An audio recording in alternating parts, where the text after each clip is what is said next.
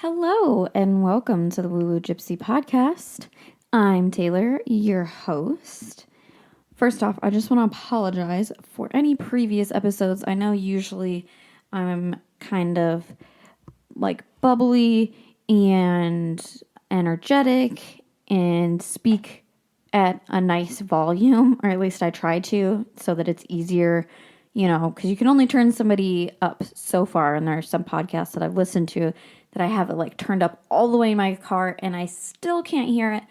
But I just want to apologize if you've had issues with any of the couple episodes previous to this, because there's, multiple people living in my household. Everybody sleeps at weird random times. We've been on winter break. My baby likes to just nap at random points, and usually when she's napping, that's the only time that I have to record. And she's a light sleeper, but luckily she's down hard for a nap right now.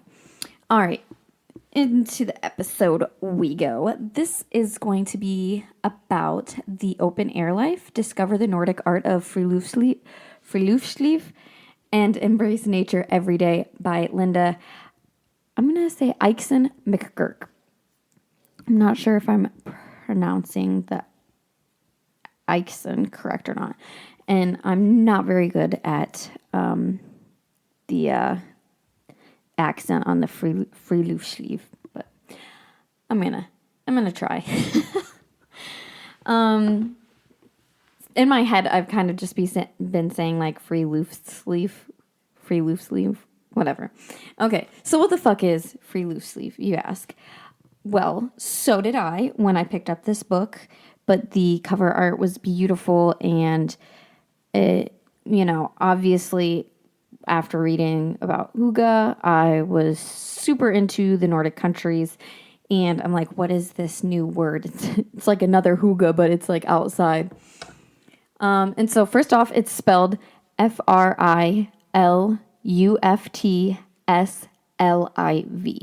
And yes, the pronunciation is, she spells it in the book as friluftsliv. And yeah, I'm horrible with the accent on that, so I apologize. I'm only good at a British accent for the most part. I'm going to have to brush up on my Nordic accents, though, because after reading all these Nordic books, I just want to go to any of the countries. I don't even care.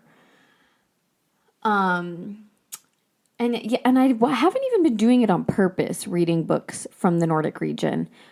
It's just been happenstance. Like I purposely looked up hygge and, found other things that branch off of hygge. And then I stumbled on this, and I was super excited. If you're unaware too of what the Nordic region is, it includes the countries of Sweden, Denmark, Norway, Finland, and Iceland in Northern Europe. And about these countries, I've got to say, they have their shit figured the fuck out, in my opinion. If I could pick up and leave right now, I would go move there.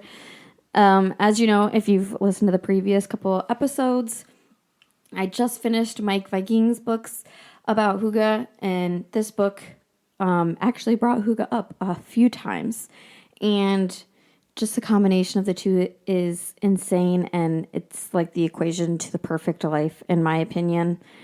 In my notes, I literally have hygge plus friluftsliv equals perfection.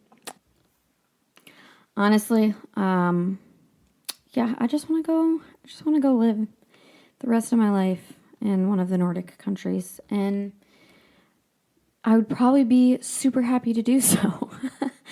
All right, so let's get to the point.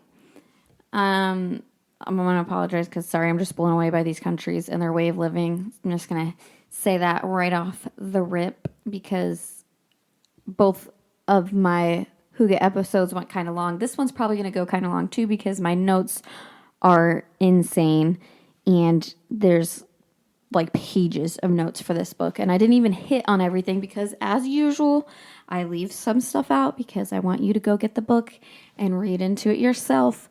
But I will hit on a lot of the things.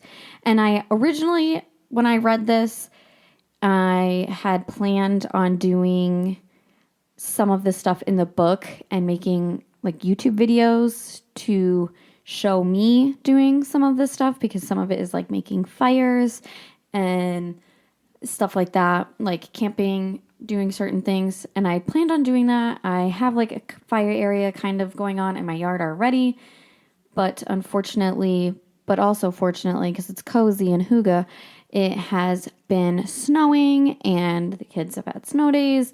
And so the ground is just like, I don't even know where my fire area is anymore. And I don't really want to just burn up part of my yard. So I will eventually probably circle back around to this when I'm able to. And I might do another episode on it, kind of maybe revamping it a little bit, possibly within the next few months, once I'm able to kind of be outside a little bit more. It's hard to do it with a 9-month-old too, so I'm very limited, especially because I'm not used to being outside and she's not used to being outside. It's been like 15 degrees, and with the wind chill, it's been like 9 degrees. So anyway, all right. She's got the book split into multiple sections, which include air, earth, water, and fire. No, this is an Avatar. So obviously those are the elements of being outside. Before she hits on the elements, though, in her introduction, she states the 10 core principles of friluftsliv. Sorry, I'm going to try it. I'm going to try it my best. Which are: be one with nature, don't mind the weather or the season, use your body, appreciate your nearby nature, learn useful skills, keep it simple, do not compete, disconnect to connect, propel yourself, and nurture your sense of wonder. I think I kind of changed the wordings up a little bit there to make it a little bit more to me. So if you read the book, I think she does use different verbiage there. I don't like to just recycle the same thing that the our authors say, so I try to kind of switch it up a bit. But that's the gist of it. She gives little descriptions underneath each one to give a little more insight, but they are really that simple. I mean, disconnect, connect, don't use your phone. You know, I mean, for the most part, it's simple. The one thing I want to reiterate, though, is to be one with nature. Take it in, but don't leave any bullshit behind. And by bullshit, I mean your literal garbage. Okay, that being said, she gets into the air section now. Quick reminder here of how important and healthy it is for you to get some fresh air, my dudes. Go outside every now and then. It's not healthy to be inside all the time. She even drops some statistics here showing you just how healthy this shit is for you. And I feel like a lot of people have gotten disconnected from our sweet, sweet Mama Earth. And let's reconnect. She's literally always waiting right outside our door. Unless, I guess you're in an apartment building, and then she's kind of like outside the apartment building door. Whatever. It's as simple as going for a walk, though. This doesn't have to be a hike. Don't push yourself too hard, especially if you aren't already used to exerting yourself a little bit. Take it slow. That's something she reiterates a lot in this book. Now, unbeknownst to me, there are several ways of walking, though. My personal fave, and the first one she lists, is barefoot walking. Next is one I do every time I walk now, pretty much, which is stroller walking. The other ones on the list include evening, quiz, moonlight, beach, forest, quick, and one that I want to try, which is a reflector/flashlight walk. She says to check out local parks for night walks too, and for the reflector walks as well. I've never heard of a reflector. Apparently, a reflector walk, there's like reflectors on the path, I think, is what she said. Again, you'll have to read into it a little bit, but I'm very interested in a flashlight walk. I feel like my kids would love to do that. But yeah, check out local parks for night walks. You can do night walks around your block, obviously, but I do always see emails from my local parks advertising some night walks. Excuse me. Ooh. I always want to go, but never do because children, if you know, you know. However, I think I'm going to finally say fuck it to my anxiety and take them along for the journey because I feel like that's a good thing to have them experience. And my one kiddo did nature school before he even went to public school. So, and before you come at me, it wasn't instead of public school, okay? It was, I did preschool at home because it was 2020, it was COVID, and then we did nature school so he could get used to a school setting. Anyway, another type, there's my anxieties kicking in if you didn't notice there. Another type of walk is the walk and talk meeting. There's companies that will do some of their meetings outside on a hike or a walk. Now, these are meetings that don't specifically need technology or note-taking per se. I feel like I would have loved this at any of the jobs I've had and probably would have helped to build it probably would have helped to build incredible rapport and camaraderie within like the teams that I worked in my different jobs. It's just it's like a way to connect with somebody. And if you own a company or even if you don't, I would toss that in the suggestion box because shared experiences, even something as little as taking a walk, can just bring people together. And it's just cozy. And you can't really get that at a meeting table and with people looking at you, staring at you from across the table. And it kind of puts you guys on the same level. And interviews, you just feel like you're sitting there and you have to impress this person. I feel like it would just be so much more natural to just walk and talk with somebody. And reading this part alone made me want to book some tickets to fly my family out there so I could work at these companies because what the fuck.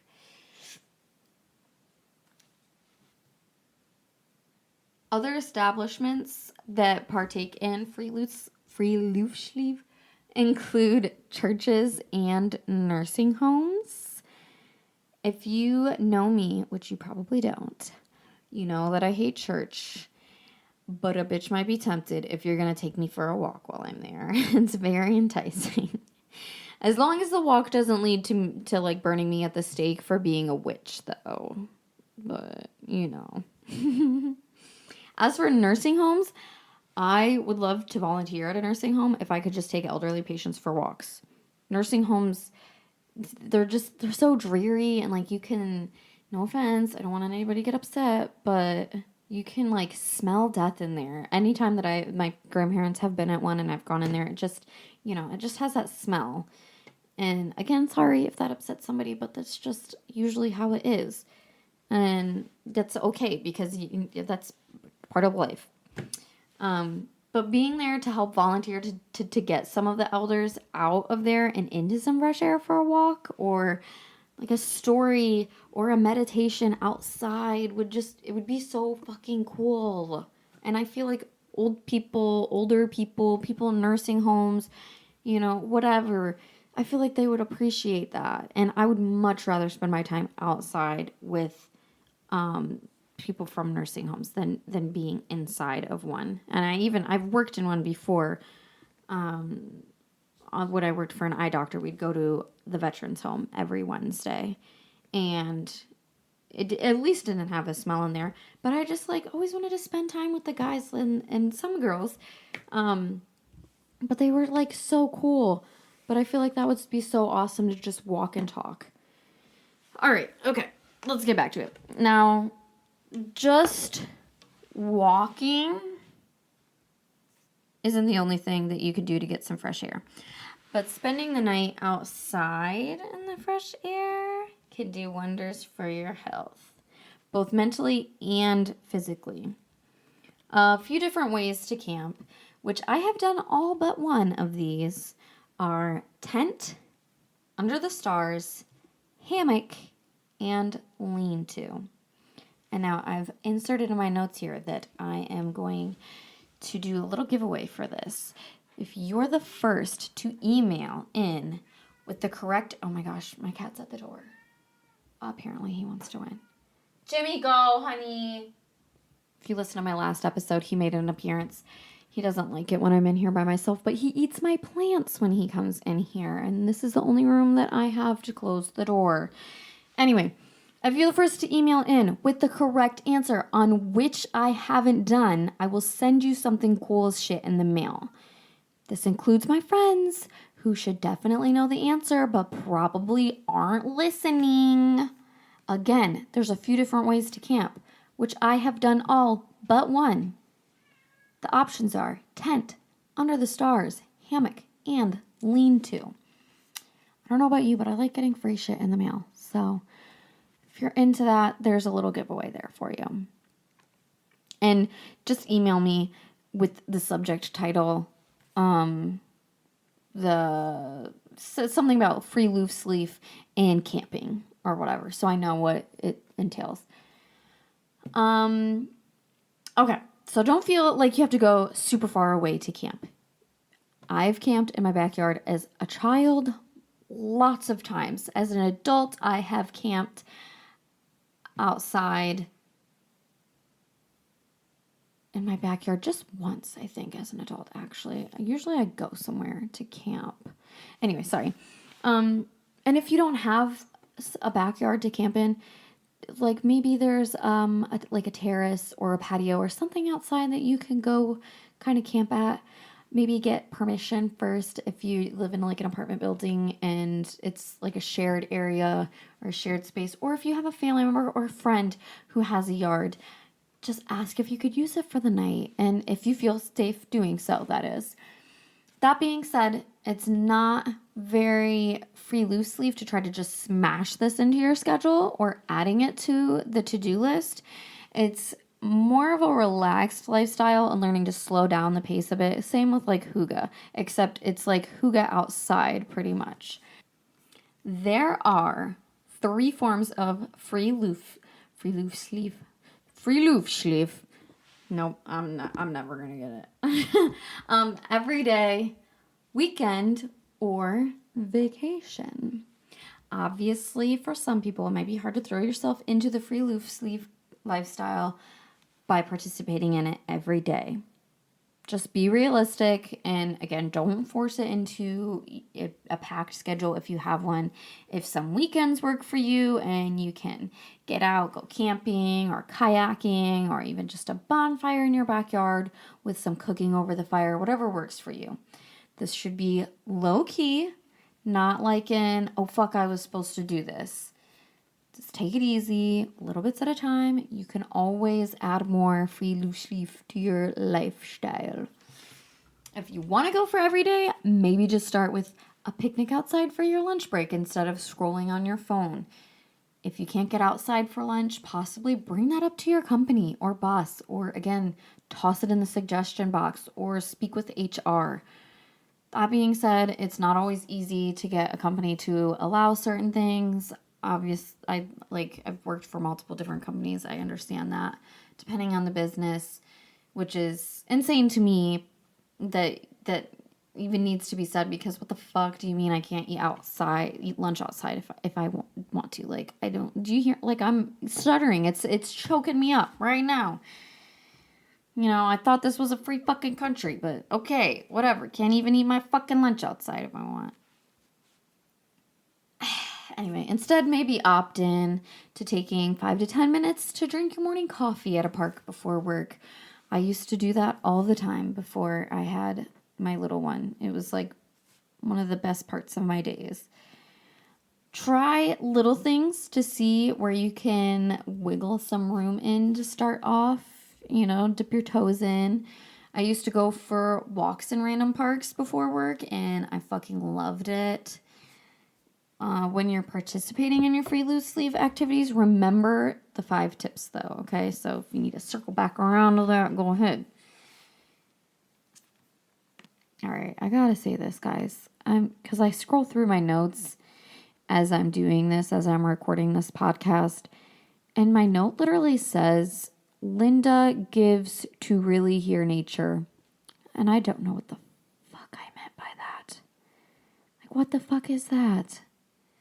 Whatever. All right. Find the quiet. Don't be in a hurry. Put your phone away.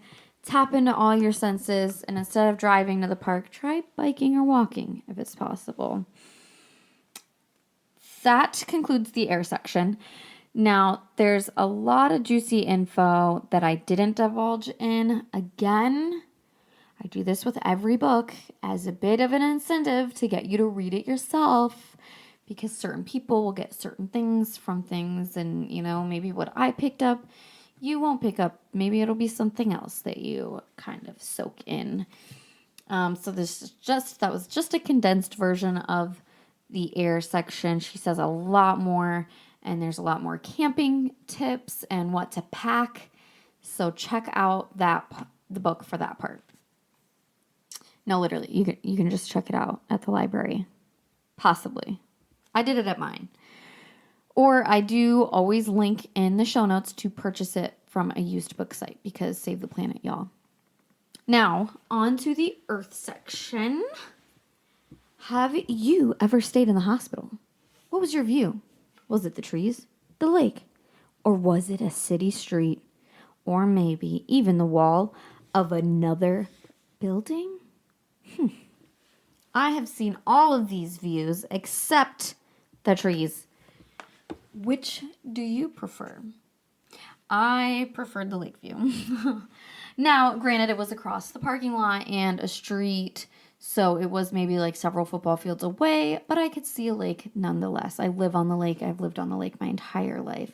It's just always there. So when I have been at the hospital, I could see the lake, so that's just nice. Okay, yeah, and how did you feel with the view showing the street versus the nature? How long was your hospital stay for, one versus the other? Did it increase the amount of time if you didn't have a nice view of nature, or what? Because in this part, she says, studies have shown that if you have a view of our sweet Mother Earth, even if it's just a tree, your hospital stay could be shorter than if you had a view of some industrialized area. Who doesn't like a good view?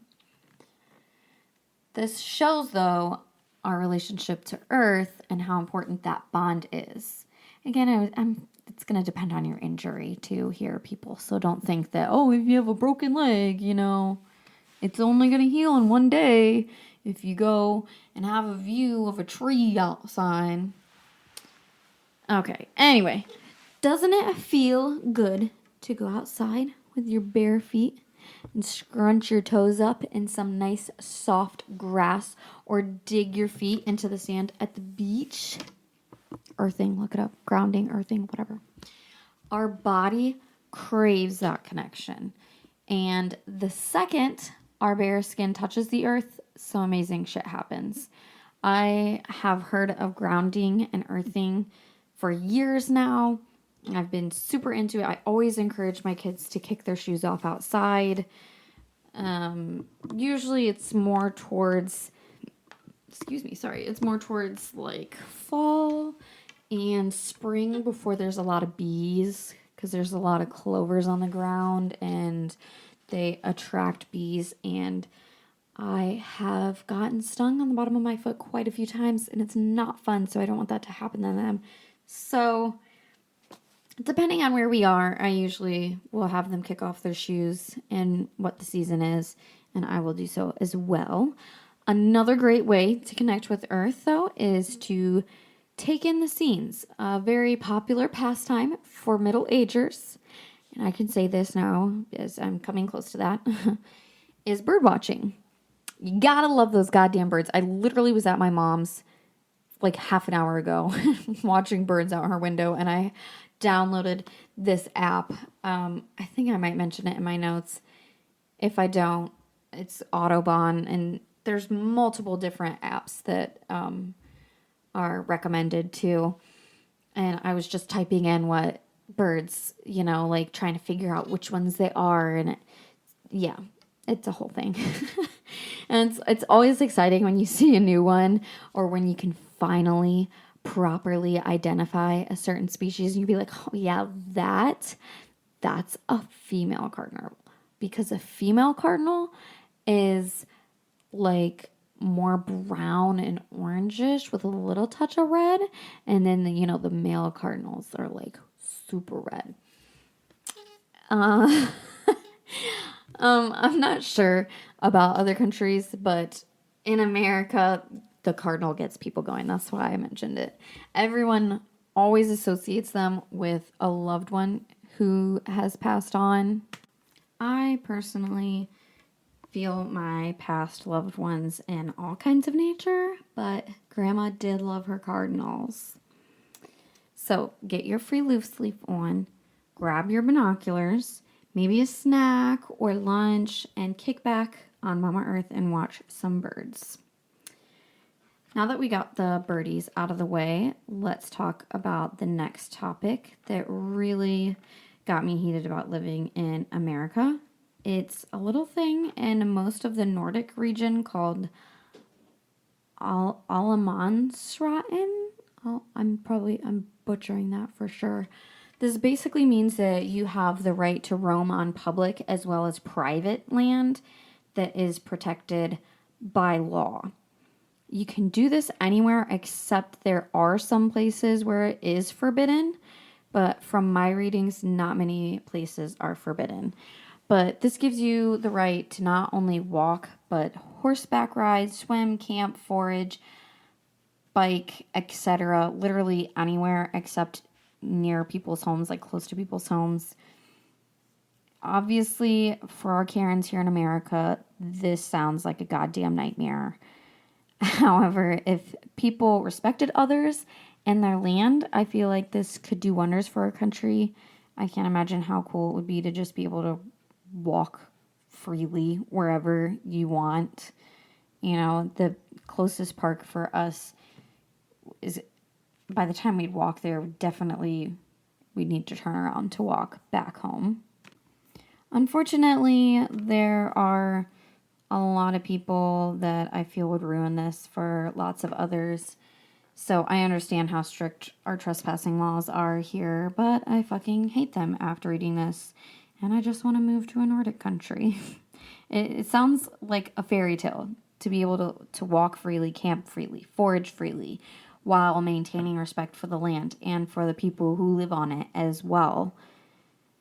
She tells the story here of how someone camped on a property with cows in the pasture, and that the owner had a sign to call if someone needed anything. And since this was the best place to set up camp in the current circumstances they were in, they called to make sure that the one bull, because it was cows and then it had one bull that was in with the cows, that they weren't going to harm them, because they noticed that the herd was moseying a little bit closer to their tents. I don't know about you, but that whole situation sounds amazing. To be able to respect someone else's property, to leave your number if someone needs you while they're on your property, to be able to camp with some cows, sounds like a dream. Dream world. My hope is that one day we can get some bills passed and some education going to move our country towards this. I think she said something, or I read something somewhere about that is something that is going to be happening here. I hope so. I've always wondered what it would be like to just wander, but it's kind of terrifying because you could get shot accidentally on someone's property in the middle of the woods. That being said, too, though, there is a part of me that would be terrified of a stranger camping somewhere on my property, because I listen and watch far too many true crime podcasts and shows, and I just would think that I would get attacked or worse, which is a very sad thing to have to worry so deeply about, but anxiety. I'm not sure where to stand on the subject, but if strangers could just be nice to each other and be respectful, I think that this would be a wonderful thing to instate here. Lastly, in this section, she touches upon foraging and gives a few recipes for stinging nettle, dandelions, and broadleaf plantain. Always remember to never just pull plants out of the ground and eat them. like consult with an expert or do thorough research. Although I would have someone skilled in foraging with you before you go and eat plants and possibly poison yourself. Also, don't forage for things on the sides of the road because of cars driving past, chemicals being sprayed, dogs peeing. Just be smart about where you forage. I have wanted to forage for a long time now. I do forage for stuff for crafts for my backyard, but not to eat yet. I want to. But yeah, just educate yourself. Be smart. All right, on to the next section. Water.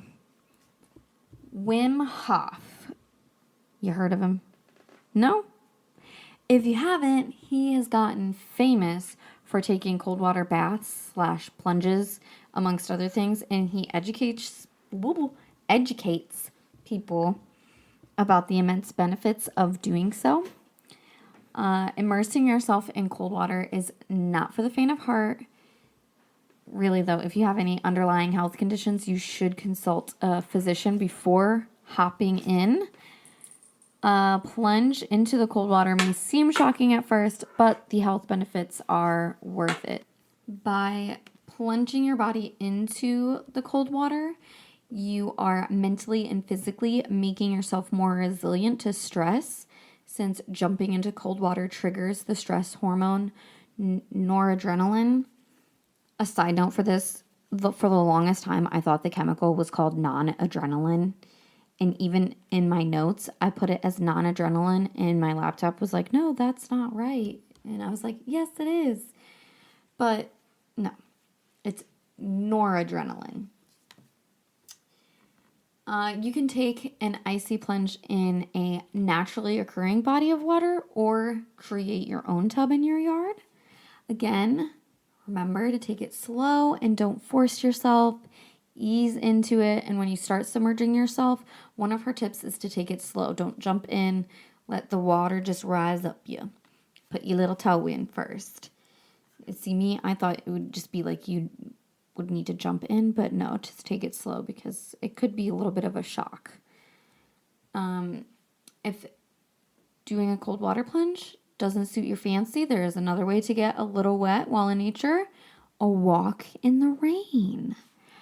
Little did I know until I read this little tidbit is that the rain actually cleans the air of pollutants and some allergens. So goodbye, pollen.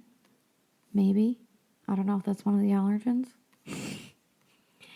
If you don't like getting wet, invest in some nice rain boots and a good raincoat. That way you can still kind of get out there, but then you're not getting soaked. Okay, now let's talk water while hiking.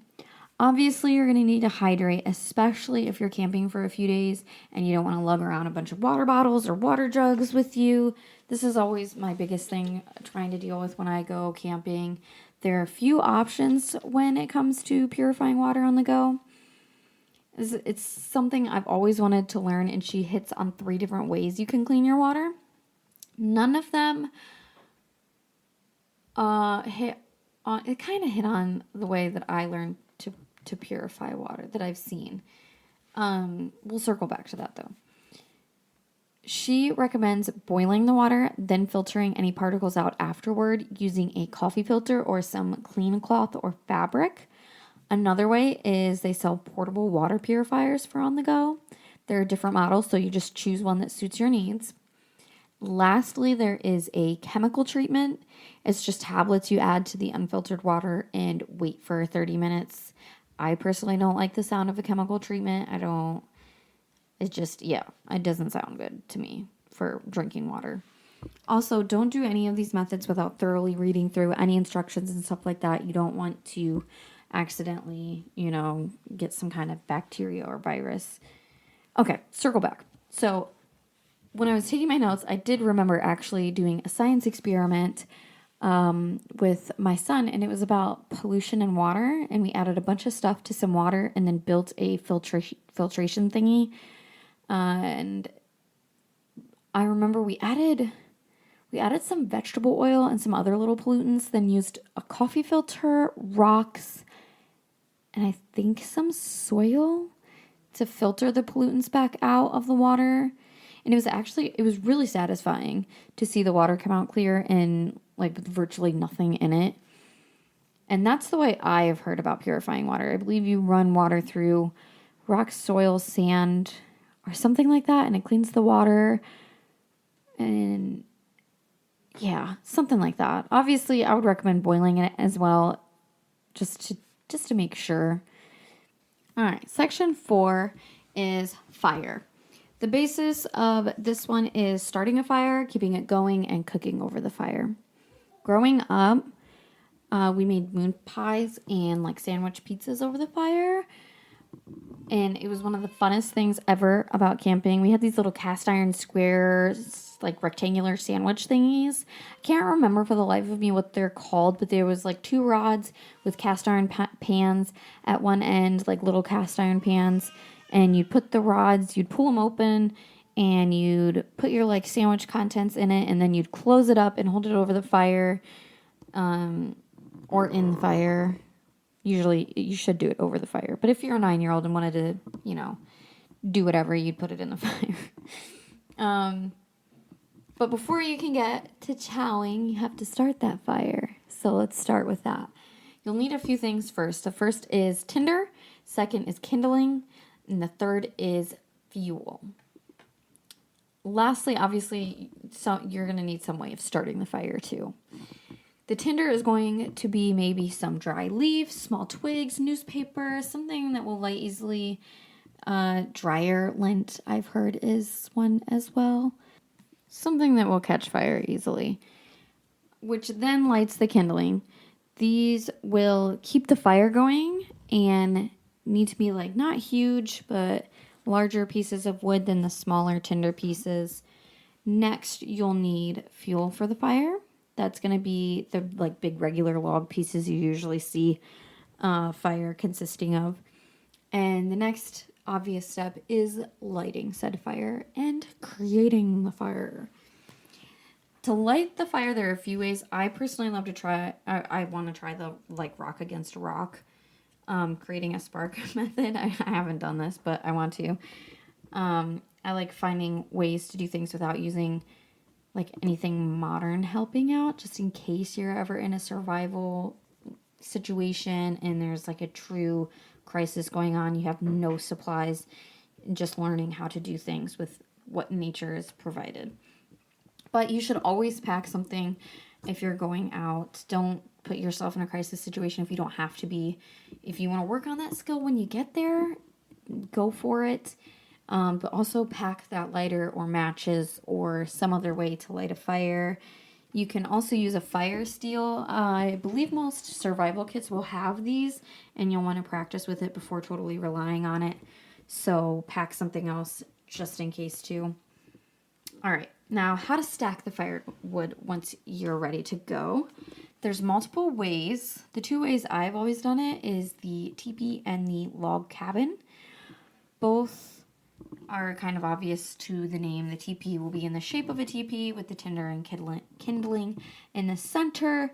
If you don't know what a teepee is, it's kind of like a cone dome with the sticks all converging together at the top. Look it up. The log cabin is, again, tinder and kindling in the center and the wood stacked 2 logs parallel to each other, then the next 2 parallel to each other but perpendicular to the previous 2 logs, and so on. Again, you can look it up and see if you need a visual. She lists a few more other ways, though, which are platform, lean-to, star, and a Swedish torch. You've got your fire going now. There's a few things you can do. Most common is you can sit by it and cook or play games and tell stories while soaking up the warmth. If you're cooking, there's a few different instruments you can use to do so. My personal favorite is the stick, commonly used for hot dogs, marshmallows, and if you're from one of the Nordic countries, bread. That's right, bread. One of my favorite things. I'm going to try this one, and I will put it up when I can make a fire in my backyard and get a video of it up on my YouTube. Honestly, this entire book, I want to try the different stuff and post videos of me and my family giving it a go on the tube. Again, I gotta wait for that snow to go away though. But tons of other food can be cooked on the fire. Literally, it's endless, obviously, because it's fire, which is the most basic form from, the stoves we use on the regular.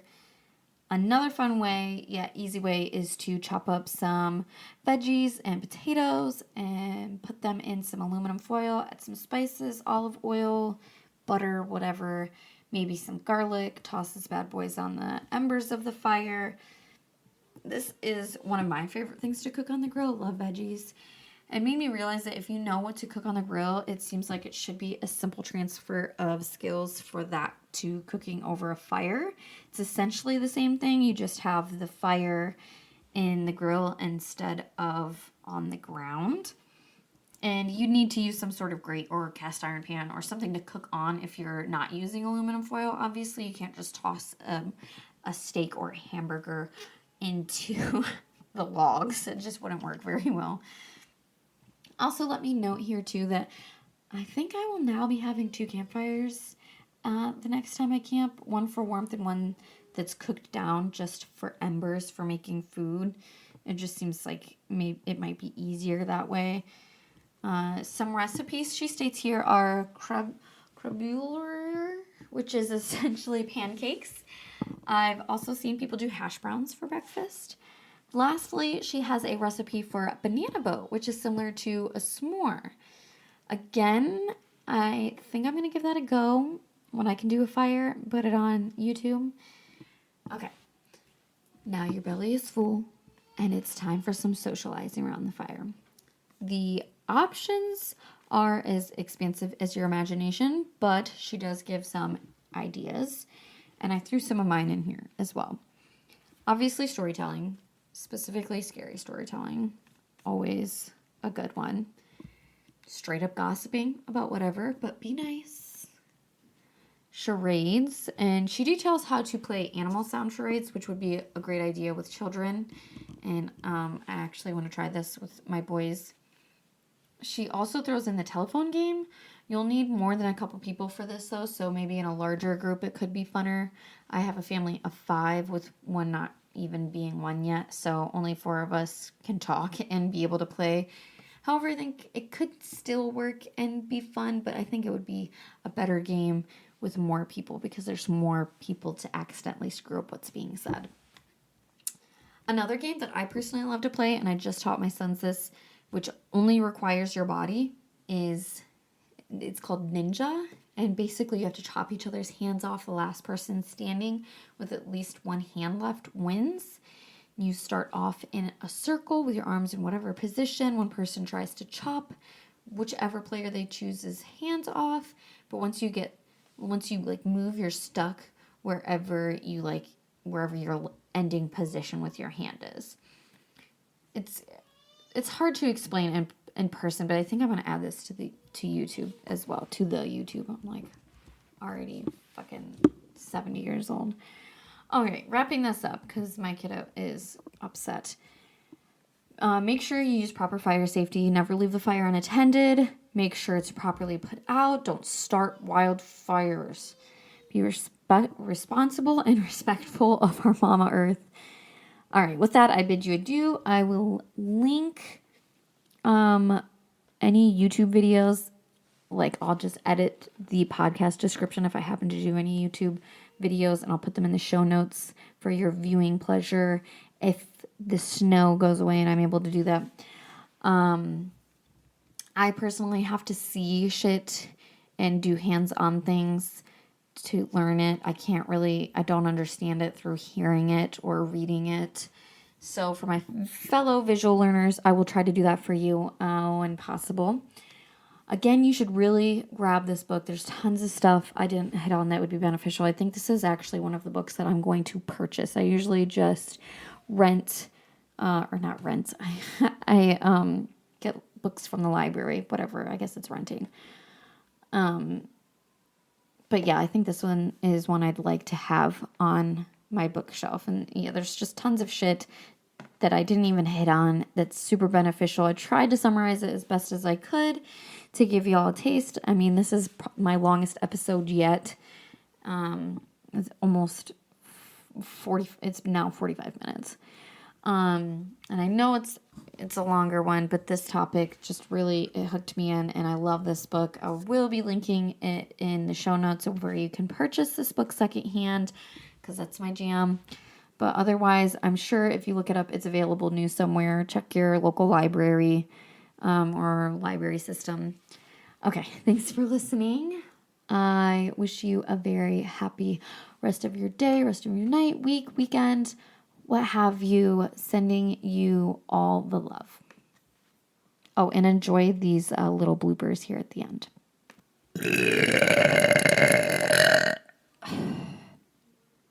Sorry, I did that just for the blooper at the end.